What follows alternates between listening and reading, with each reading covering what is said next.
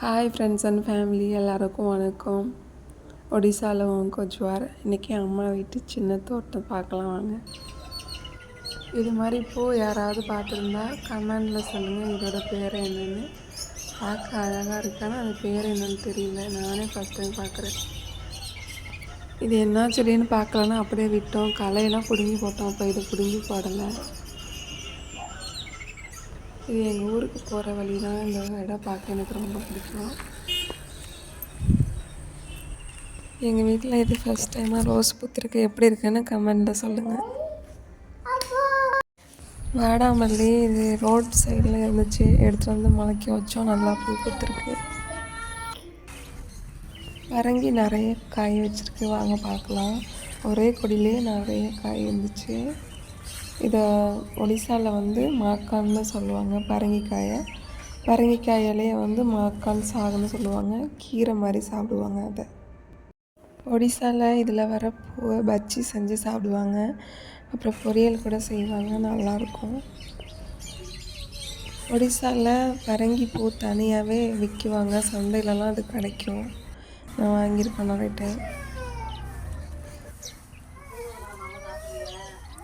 நிறைய காய் இருந்துச்சுங்க. சின்னதாக இருக்கும் போதே நிறைய சாப்பிட்டோம். எவ்வளோதான் சாப்பிட்றது, அது சாப்பிட முடியாத அளவுக்கு விட்டாச்சு. பாதி விதைக்கி விட்டுட்டோங்க. ப்ளூ கலரில் ஒரு காய் இருக்குது, வாங்க பார்க்கலாம்.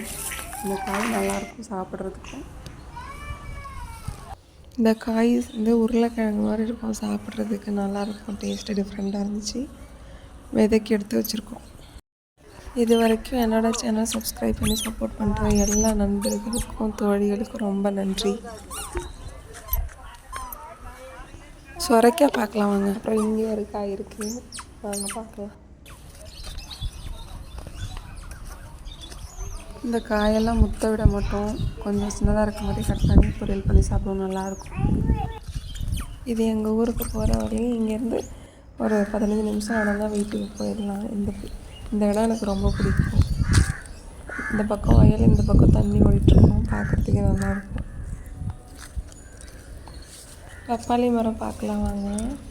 ஒரே மரத்தில் 5 கிளை இருக்குது. அந்த 5 கிளையிலுமே நிறைய காய் இருக்குது. பழமும் சாப்பிட நல்லாயிருக்கும். ஒடிசாவில் இது காயாகவே சாப்பிடுவாங்க. கொஞ்சம் உப்பு போட்டு சாப்பிடுவாங்க. செங்காயம் இருக்கும் போதும் சாப்பிடுவாங்க, நல்லாயிருக்கும் டேஸ்ட்டு. ஒடிசாவில் இதை அமர்த் மூடான்னு சொல்லுவாங்க.